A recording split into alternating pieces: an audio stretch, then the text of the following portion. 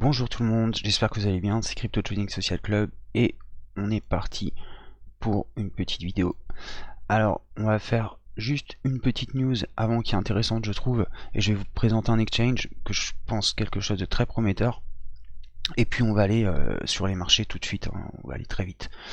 Donc là les banques centrales sont en train d'acheter de l'or, et vous savez il y a un plan de relance qui est en train de se faire. Euh, donc c'est pas mal en fait parce qu'ils achètent de l'or avec l'argent du quantitative easing, donc de la planche à billets. Bon, voilà, c'est assez intéressant. Mais ce qui m'intéressait c'était plus les chiffres qui étaient en dessous en réalité. Ils ont intérêt, hein, tout intérêt à la crise, parce que si tu regardes le marché de l'or, il est en bulle, hein, il est sur son plus haut historique, il n'a jamais été aussi cher que ça. Bon évidemment on va avoir une chute, mais ça c'est ce que ça fait avant toutes les crises. Ok. Et donc c'est très bien pour les investisseurs or. D'ailleurs il y a beaucoup de problèmes de livraison sur tous ceux qui ont acheté en futur, etc. etc. Mais bon, on va voir comment ça va être dans les mois qui viennent, mais à mon avis ça va forcément replonger. Mais c'est en général ce qui se passe avant une crise, hein. Donc là à mon avis il y a moyen de commencer à reprendre ces trucs, ça peut être pas mal si vous tradez ça. Et évidemment dans les situations de pré-crise, et là c'est pas une petite crise, il n'y a jamais eu autant d'argent sur les marchés. 1929 à côté, il y avait que dalle, hein, comme argent qui circulait, comparé à nous, je veux dire. Et bah là, évidemment, je pense que elle va faire très mal cette crise-là. Et quand on regarde les chiffres des États-Unis, ça fait un peu peur quand même. On voit que la vague de défaut de paiement va bientôt frapper les États-Unis. Alors ça, c'est inévitable, hein, et en France aussi. C'est-à-dire que tu peux pas arrêter une économie si les gens n'ont pas derrière de quoi pouvoir assurer leurs arrières, et ce qui est le cas pour beaucoup d'entreprises, même des banques, ok, qui vont se retrouver qui font déjà des provisions pour perte, et il va y avoir beaucoup de défauts de paiement. Aux États-Unis, on voit que 70% de la population vit en flux tendu avec moins de 1000 euros de côté. Je sais pas si vous imaginez, c'est à trois quarts de la population, ils n'ont pas 1000 euros devant eux, quoi. C'est une catastrophe en fait. Donc ils ont mis des allocations d'urgence en place par Trump, hein. Ça ne pas le choix comme ils ont fait en France. Sinon c'est la guerre civile, hein, clairement. Et ils se retrouvent avec une dette de 3700 milliards juste pour l'année fiscale 2020. Elle n'est pas finie, hein, cette année, on est juste qu'en juillet. La dette des États-Unis, c'est ça. Ok. 22 500 milliards. On estime qu'il y aura. Ça montera à 25 000 quand on sera au prochain président. Donc ça, c'est quand même des dettes hallucinantes pour la France aussi, hein, c'est pas mal. On est un peu plus sage, mais on est pas mal quand même, avec 2476 milliards, c'est des sacrés chiffres quand même, et avec un quantitative easing qui, qui a explosé, mais de manière exponentielle. Donc la crise, je pense qu'elle risque d'être très très très très forte. Va falloir faire attention à ça. On voit aussi, hein, les provisions pour perte des banques. Alors le Citigroup, c'est une catastrophe. 30 milliards, donc trilliards, hein, donc 1000 milliards. C'est juste fou. Et bah ça, faut bien comprendre comment ça fonctionne la dette, quoi. La dette, on t'achète. Le quantitative easing, c'est de l'argent de la dette. On crée du pognon et en échange, on le donne on le injecte dans les marchés, etc. Mais à des banques en échange de la dette de différents pays. Okay, par exemple là, le BCE, c'est l'Europe. Donc on se retrouve avec des dettes qui sont aux mains des marchés en réalité, et ce qui fait qu'après ces marchés viennent chercher leur remboursement, et qui vont dire par exemple à Macron, bah voilà, ta sécu, elle coûte trop cher. Si tu continuais à être financé, en gros, eh bien tu vas nous exploser tout ça, etc. etc. C'est exactement ce qui est en train de se passer. Et que ça soit lui ou un autre, ça sera la même chose. C'est le système qui fonctionne comme ça, quoi. Donc c'est assez quand même. Le plan de relance, c'est pareil, 750 milliards, plus déjà tout ce qui a déjà été injecté pour mutualiser une dette. C'est quand même. J'ai écrit un petit papier un peu coup de gueule là-dessus, mais c'est vraiment un grand foutage de gueule. Là, déjà, moi, je voudrais savoir où va aller l'argent. Et quand on voit vers où il va aller, bah, tu sais que c'est pas pour toi, mon pote, et c'est pas pour les entreprises. Donc, c'est en tout cas pas la tienne. Tu vois, si t'es. Et voilà. Donc, catastrophe à venir, hein, clairement. Je sais pas comment ça va se passer, comment ils vont pouvoir gérer ça. mais ça commence à devenir de plus en plus tendu. Allez, on oublie ça, et on regarde une solution qui pourrait être ça. Je suis en train d'étudier ça, je vais pas vous en parler très longtemps, parce que je suis juste en train de découvrir le truc.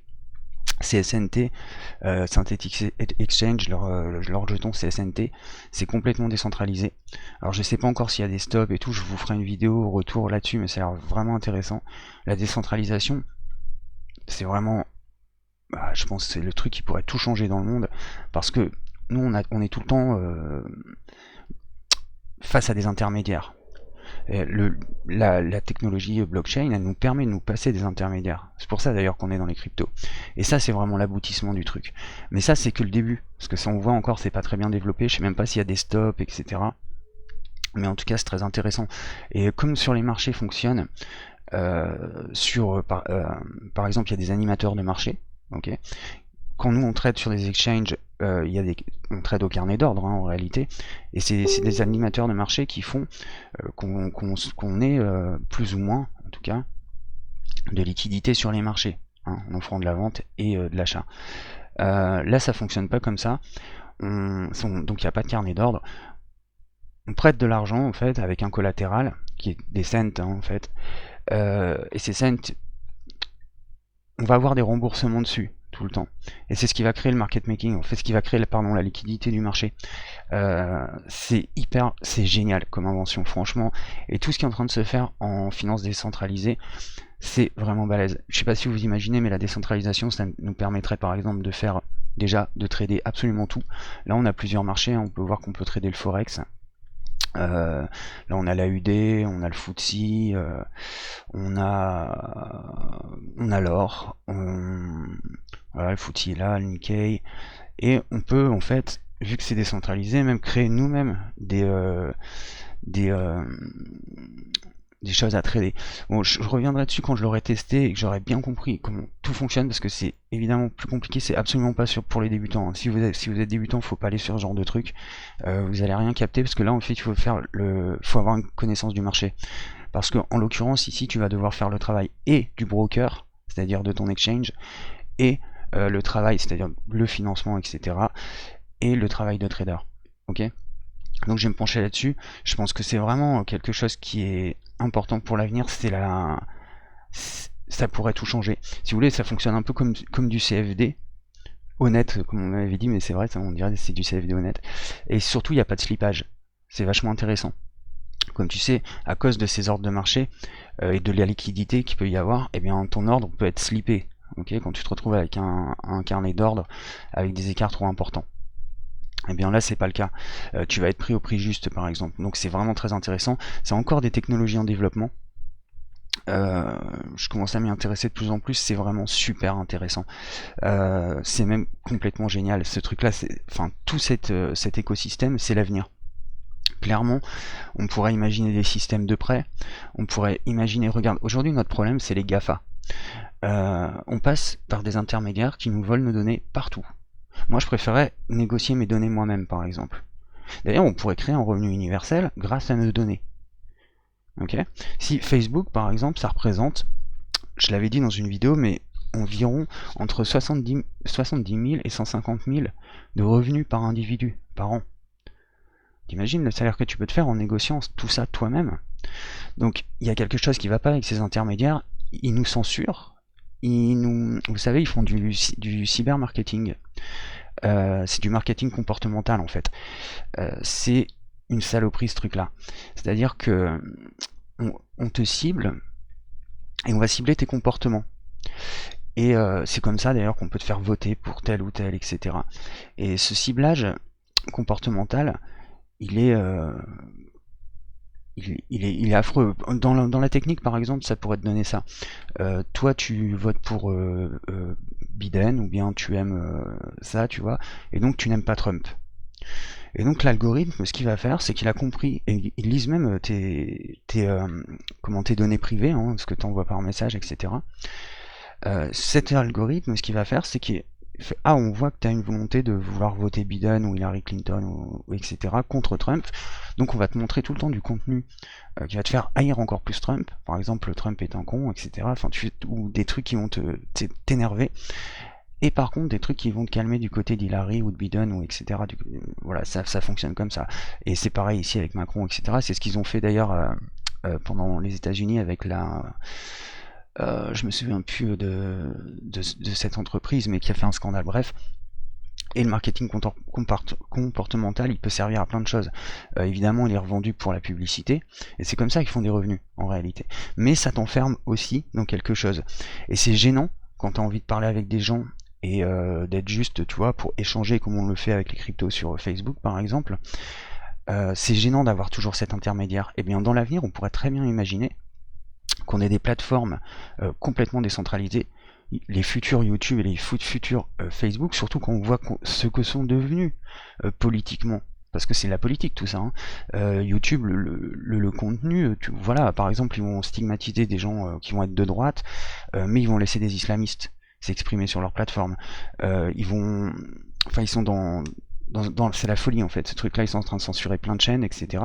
Voilà, avec la décentralisation, on pourrait se permettre d'avoir des choses où les créateurs seraient payés pour leur boulot. Parce que regarde, pense à Google par exemple. Qu'est-ce que fait Google à part vivre sur le talent des autres? Il ne crée rien. Il rachète des entreprises pour avoir la domination demain, mais fondamentalement, il travaille sur le talent des autres. YouTube, c'est ça. Et en plus, maintenant, on demande aux créateurs de faire des trucs de 5 minutes pour vendre de la pub. Ok, si c'est gratuit, c'est toi le produit. C'est comme ça. Donc, on demande à des youtubeurs qui sont même plus rémunérés. C'est pour ça qu'aujourd'hui, ils ouvrent des Tipeee et des trucs comme ça. C'est extrêmement grave. Mais la décentralisation, ça pourrait nous ramener à ça. Et ce genre de plateforme, eh bien, c'est ça en fait. Ça revient là c'est pour le trading évidemment, mais ça pourrait être appliqué absolument partout. Au prêt par exemple, comme vous savez les prêts tout le monde ne peut pas en avoir, et bien là on pourrait tout simplement créer des mutualisations, parce que c'est un peu comme ça que ça fonctionne sur le prix, et nous en plus on gagne sur les intérêts. Ok, si tu mets de l'argent ici pour mettre de la liquidité, et bien toutes les semaines tu vas gagner des intérêts, etc. Donc c'est vraiment très très intéressant. Il y a une autre plateforme aussi qui est intéressante, toujours dans la décentralisation, que je suis en train de découvrir, qui s'appelle Compound. Compound, c'est relativement intéressant, c'est plutôt pour les holders. Si tu es holder, tu peux aller mettre de l'argent là-dessus et par exemple toucher voilà 1% d'intérêt sur je sais plus ce que c'était, la USDT 3%, c'est intéressant. Le DAI c'est encore plus intéressant, c'est quasiment 8%, 7,80 je crois. Et cet argent va être prêté, ok, à d'autres gens qui vont l'utiliser, machin, mais toi tu vas toucher les intérêts dessus jusqu'au moment où au bout de tel temps tu reprends ta somme, ok, avec les intérêts. Donc ça peut être intéressant, par exemple comme on voyait BAT c'est pas très très intéressant, hein, 0,02%, mais on a des choses, voilà, DAI, je vais en parler, 7,82%, c'est un très bon investissement. Imaginons tu mets ton, je sais pas moi, 50 000 euros en un an, ça fait quand même une bonne petite somme. Donc c'est quand même relativement intéressant. Et ben tout ça, c'est permis par la décentralisation. Il faut que vous compreniez un truc, c'est que la décentralisation, elle pourrait nous permettre de se passer des GAFA. Une plateforme décentralisée, elle peut pas être hackée déjà, donc c'est une sécurité. Elle peut pas non plus, l'AMF peut pas venir faire de la régulation là-dessus. Hein, ni personne. Donc ça c'est génial. Ça veut dire que demain s'il y a une interdiction des cryptos, ce qui est tout à fait possible, ils peuvent pas arrêter Internet et ils peuvent pas contrôler les marchés décentralisés. Vous imaginez à quel point c'est puissant quand même comme truc. Et ça c'est l'avenir. Pour revenir à Synthetix, ça, ce qui est génial, c'est qu'on va pouvoir trader n'importe quelle action en bourse. Là c'est encore en développement hein, évidemment. Mais comme là on voit par exemple qu'on a le FTSE, mais il va avoir le pétrole qui va arriver, et en fait on pourrait, mais absolument sûr, on pourrait même trader des choses qui sont intradables pour le commun des mortels, c'est-à-dire qu'il n'y a que les marchés institutionnels qui les tradent. C'était le cas des James Bond en 2008. On pourrait même imaginer qu'on puisse trader là-dessus, parce que tout est possible à partir de ce moment-là. Le système est absolument génial, je suis en train de le découvrir, donc j'en parle pas trop, je ferai un retour en vidéo si je trouve que ça vaut le coup, mais ça m'a l'air hyper prometteur, je trouve que c'est vraiment génial. Et cette idée de décentralisation, à mon sens, c'est vraiment une révolution d'avenir. C'est ce qui pourrait nous libérer totalement. Et le fait de ne plus avoir même un exchange, genre, moi je travaille avec Bitfinex, c'est un intermédiaire. Il pourrait très bien se faire hacker, il pourrait très bien un jour me casser la tête, ou je sais pas, pour l'instant ils sont très corrects, ou même pour Binance. Hein. Binance a un aspect décentralisé. Sur le papier, en réalité, il l'est pas vraiment, mais il fonctionne quand même sur une décentralisation d'une certaine manière.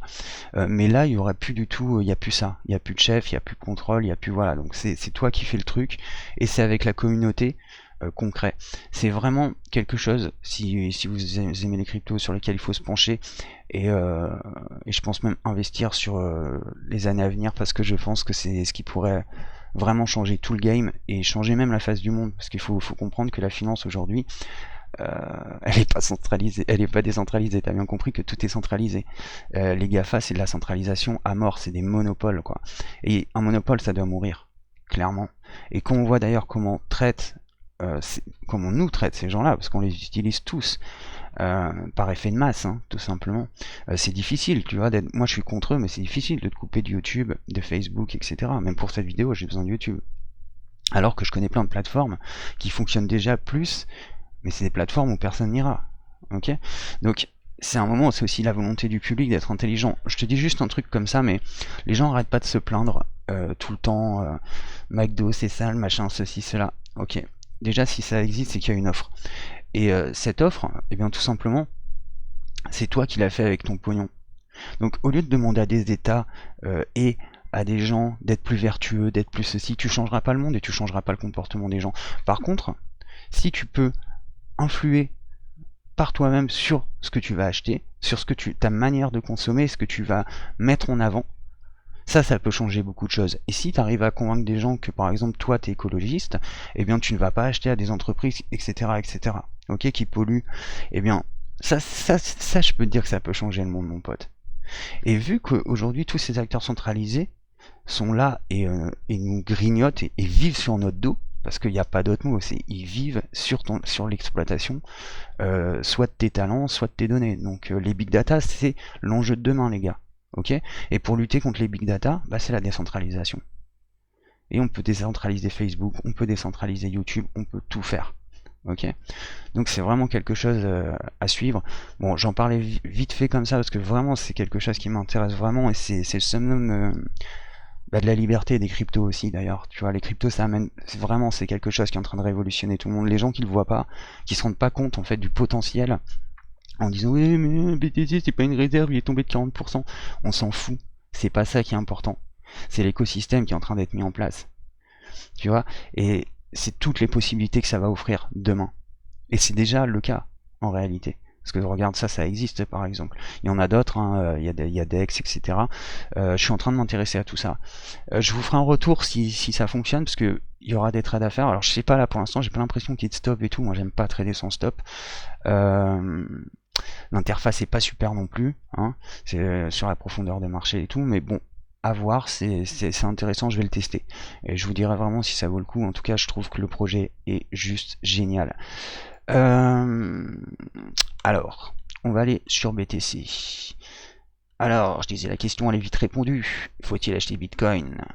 Elle est vite répondue, je dirais oui, et je dirais quand même qu'il faut faire attention. Tu vois, là, je reste quand même prudent, mais je pense qu'il peut se passer quelque chose de très très bien sur le Bitcoin. Moi, je l'attendais à la hausse, il est sorti à la hausse, donc je suis plutôt content. Et ce que je vis, si tout se passe bien, là, c'est un petit retour, et puis hop, une petite montée. Ok. Le truc, c'est que sur pas mal, les cryptos, on va voir la capitalisation vite fait, parce qu'elle est intéressante. La capitalisation totale, elle est bonne. Ok. On voit qu'on remonte, on est très très bien. Mais le Bitcoin, lui, il est en train de tomber, ce qui peut être très intéressant, hein, parce que c'est peut-être pour justement repartir. Mais là, on voit qu'il y a, voilà, il y a un tiers seulement du total cap qui est dessus. Mais ça peut être une bonne chose. C'est-à-dire que les gens là traitent carrément plus les alts. Il faut dire que moi c'est pareil, je trade les alts. Là le Bitcoin il fait pas assez de. Il fait passer le fou, tout simplement. Mais par contre il est relativement intéressant. Je l'avais expliqué dans la précédente vidéo, mais on est vraiment sur des trends très très importantes. Quand on se met en log, je vous le rappelle, je vais la tracer, ça va être plus visible. Hop. Et on va se mettre en blanc, ça m'énerve le rouge. Et là on est sur quelque chose qui est vraiment ultra intéressant. Alors je l'ai mal mis, mais hop. On voit que si on dépasse, allez, on va dire les 10 000, là pour beaucoup de traders ça peut vouloir dire on rentre les gars et on se met en masse et on fait une bubule. C'est tout à fait possible.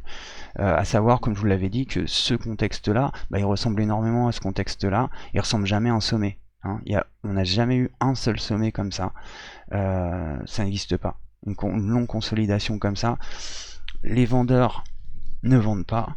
Les acheteurs résistent. Donc, pour l'instant, c'est une bataille qui est féroce, mais c'est plutôt, on le voit, les acheteurs qui gagnent, mais il faudrait quand même dégonfler les RSI. Par exemple, on va passer vite fait sur Ether pour juste voir. Vous voyez que ça commence déjà à devenir très divergent, et c'est pareil pour tout. Hein. C'est voilà. Bon, là ça va encore, c'est pas, mais ça veut pas dire, parce que si on passe, je vais vous montrer aussi par exemple. Je vais repasser sur Ether juste pour vous expliquer ce qui se passe, mais là je vais enlever le log, mais c'est pareil. Hein. En log, si on tire ici, on a cassé la trade line long terme. Donc c'est en fait des signaux qui sont, parce que voilà, quand tu as des triangles là-dessus, ils sont en train d'être cassés, tous les traders se disent oh oh oh, là il peut vraiment se passer quelque chose. Et une bulle, malgré des divergences baissières, une bulle elle peut très bien partir, parce qu'elle est fanatique. Une bulle en fait, un mouvement spéculateur, c'est du fanatisme. Donc ça peut rentrer très vite et partir. Donc tout est possible. Hein. On est vraiment dans un contexte particulier qui est vraiment très très intéressant. Ce contexte n'a jamais eu lieu pour l'instant. Moi en tout cas j'ai jamais vu sur Bitcoin, jamais vu ça sur un sommet. Donc je pense que oui, il y a une possibilité de hausse, mais pour moi il faudrait quand même redégonfler les RSI, y compris en 4 heures. Hein. On voit qu'ils sont très très hauts. Donc là il faudrait les redégonfler très vite. On va le voir sur la volonté de marché. Ok. Donc si moi par exemple je suis là dedans, hein, je pense que je vais sortir vers 9007. Et puis ce que j'espère c'est un retour en pullback ici. Ok, et qu'on redégonfle bien le RSI en 4 heures et qu'on reparte en force. Ok, donc je vais prendre, hop là, je m'attends à une structure légèrement comme ça.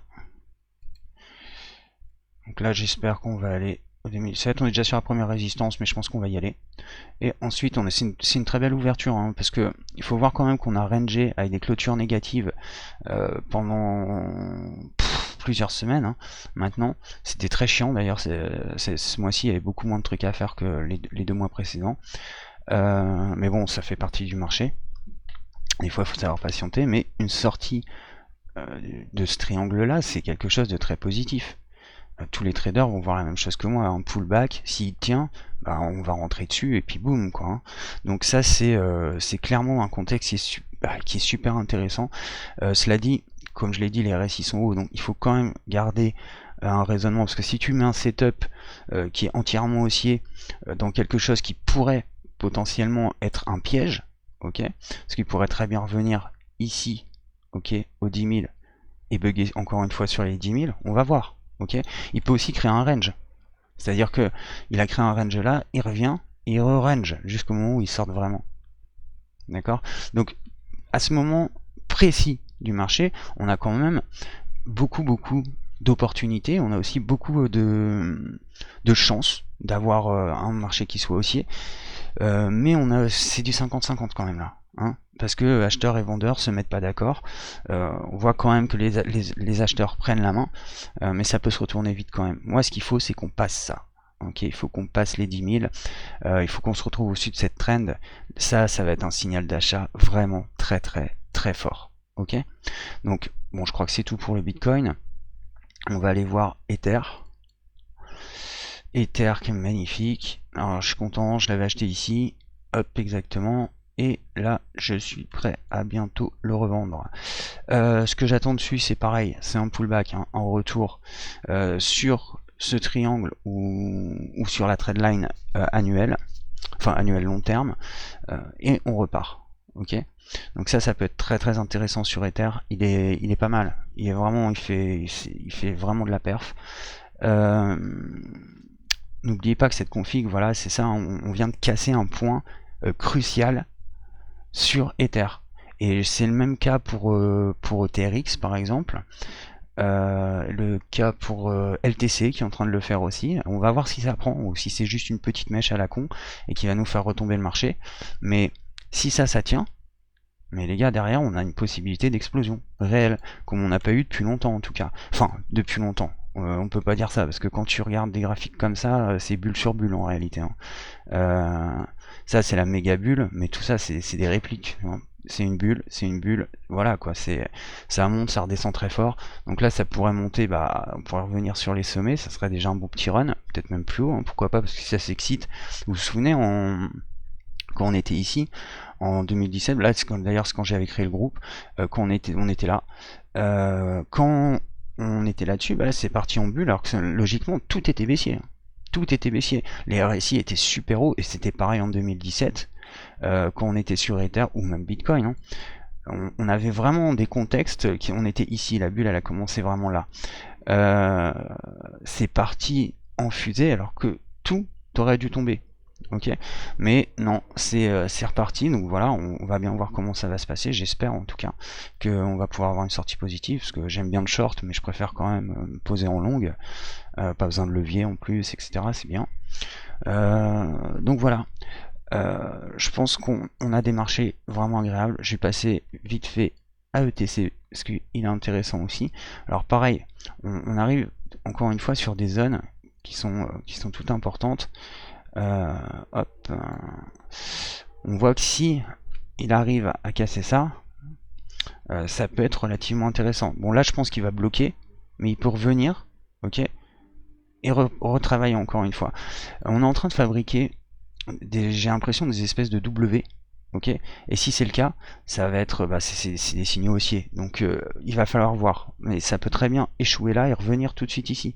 Ok, donc on reviendra au 5 et voir plus bas. Mais c'est pas dérangeant non plus.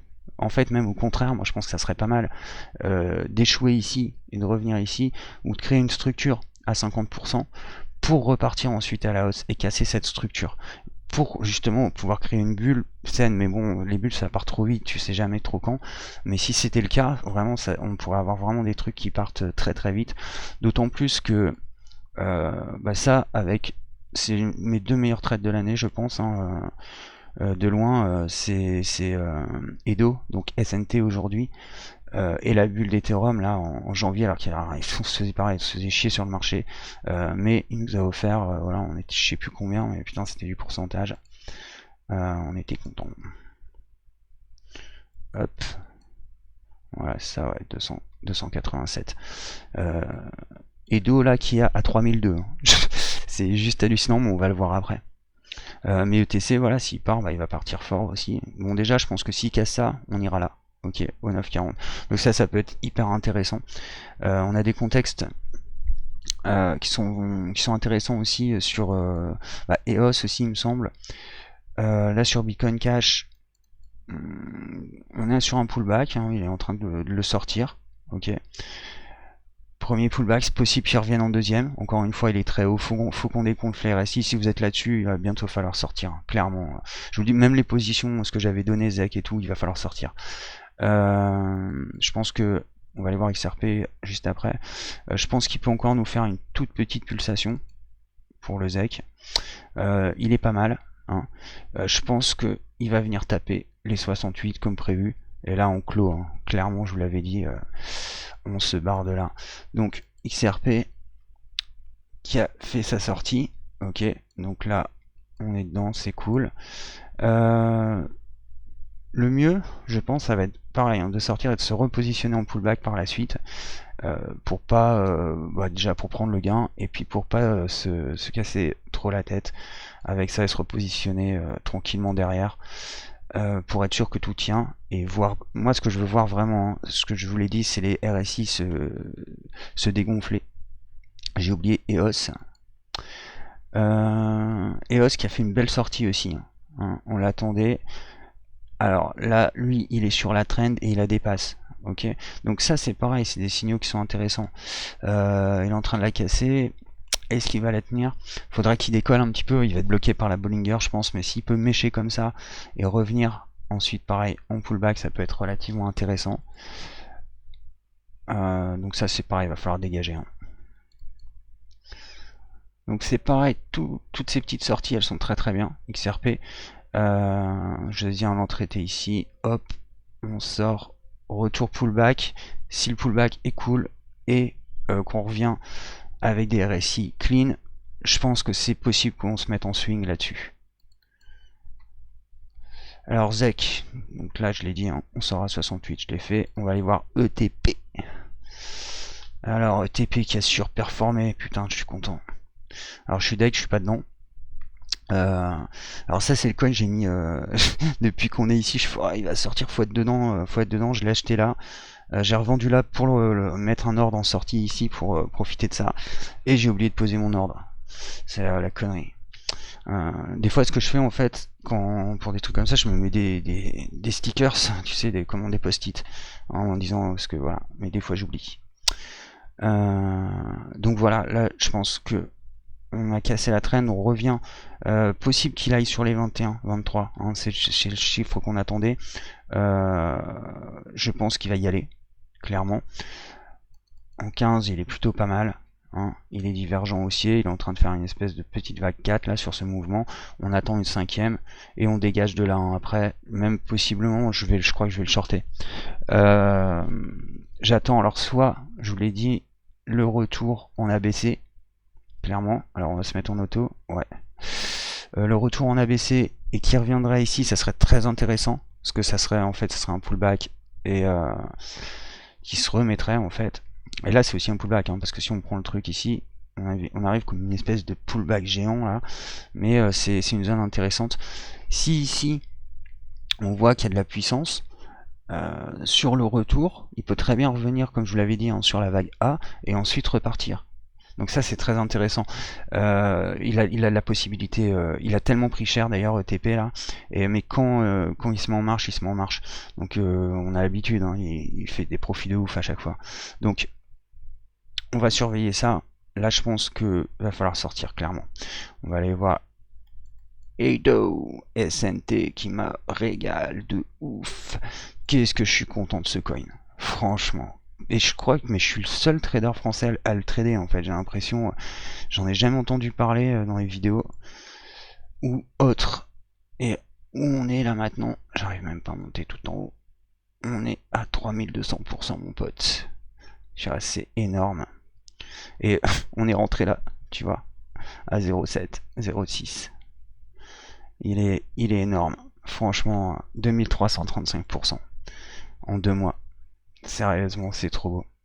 Et ça, je l'ai pris, enfin, je suis vraiment fier de ça, tu vois. Ça, j'avais pris ici, je l'ai revendu là pour le reprendre avec les petites trucs.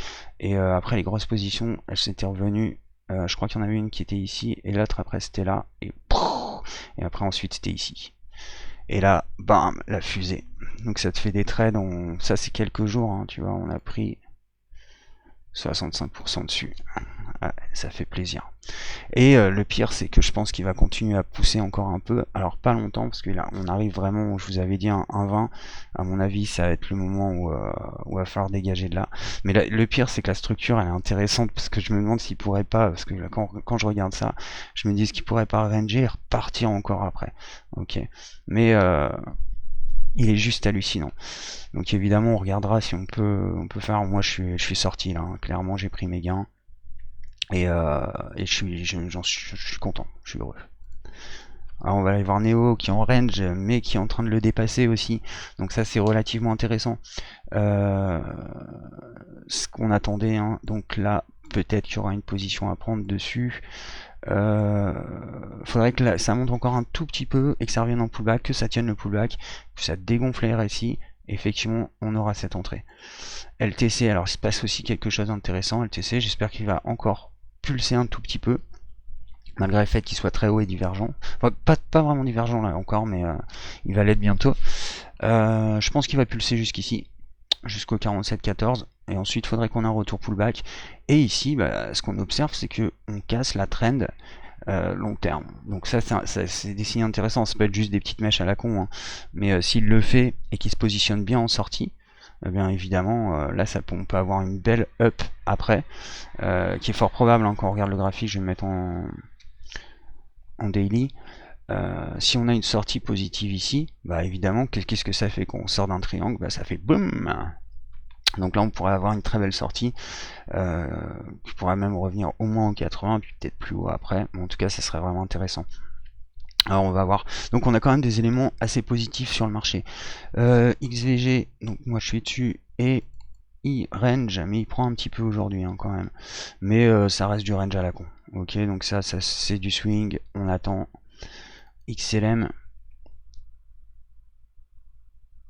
Alors XLM, ouais, il monte bien. Je pense qu'il va faire une dernière structure et ensuite s'écrouler. Sur le momentum, il est pas mal. Moins sur le RSI, mais le momentum, il est plutôt intéressant. Il est divergent haussier. Ici aussi sur le RSI.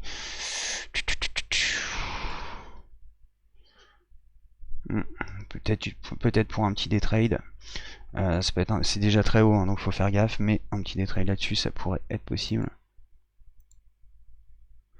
Encore une fois, s'il revient en pullback ici et qu'on voit de la force arriver, on pourrait le prendre 0,9 pour partir, aller chercher, à mon avis, les 12, si je me souviens bien.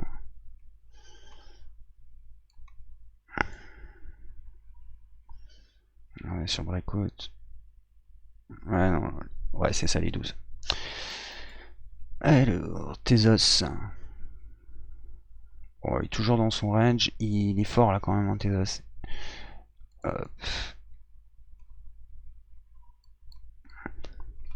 Il est bien reparti sur la traîne, hein, je vous disais, il allait la travailler, revenir dessus et repartir, c'est ce qu'il fait.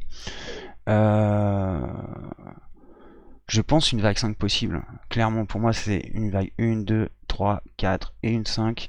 Et on ira sur les targets à 3,60. Ça, c'est bien, c'est bon. On va faire Misgo. Misgo qui a fait une belle sortie. Hop. Qui va. Ah, j'aurais dû le prendre ça, mais j'ai zappé. Qui va venir taper les 1,80. Commencer à divergent baissier. Faut faire attention, on va falloir sortir là-dessus. Mon batch j'avais pris, je suis ressorti et au final j'aurais dû rester dedans parce que je le voyais aussi et puis en fait il repart quand même. Donc l'entrée elle était là quoi. Faudrait qu'il tienne, j'aimerais bien qu'il dépasse, qu'il revienne au 30 un coup pour revenir sur le plus haut ici. Ça serait pas mal, on va voir. Iota qui a fusé en mine de rien. Ici c'est pareil, c'est des trucs qu'il faut sortir. Iota, le truc c'est qu'il fasse une vague 4 ici, ça serait intéressant, et qu'il reparte pour toucher les 32. Ensuite je pense qu'il aura une correction, on a besoin de correction hein, sur les marchés partout là.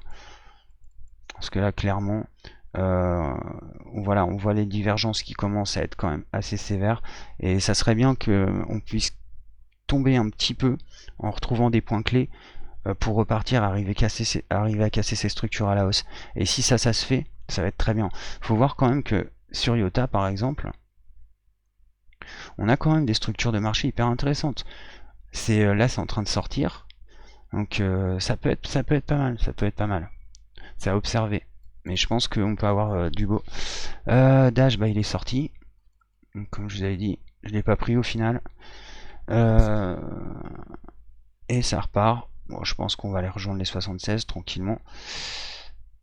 Possible qu'il refasse un deuxième pullback après.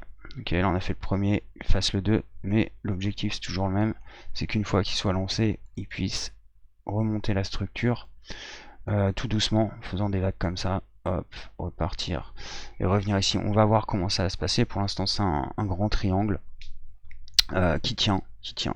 On va aller voir BNB aussi. Alors je vous avais dit, hein, il allait revenir sur la structure de trendline. Si il la casse, faudra être dedans. Encore une fois, c'est pareil que pour LTC, etc.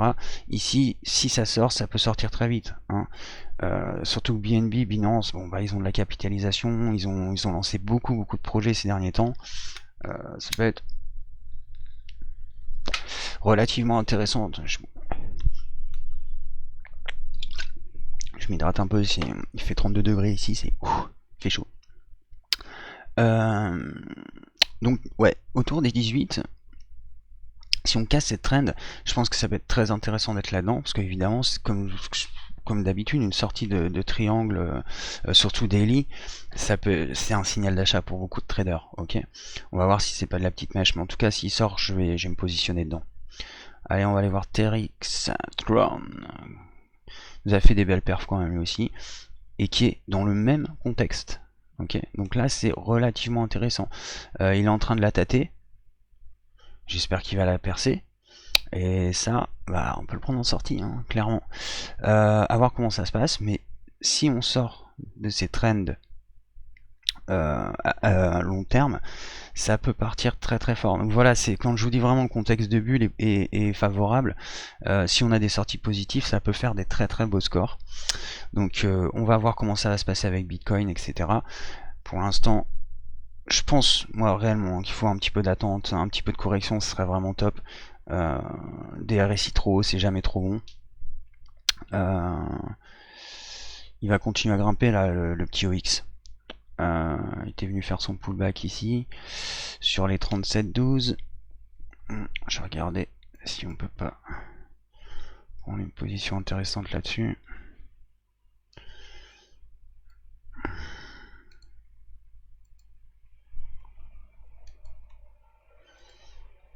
Ah merde. Pardon.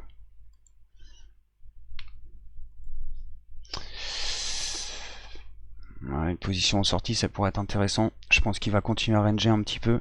Mais en sortie de ce triangle, ça peut être intéressant de poser un ordre en sortie. On va voir Ada.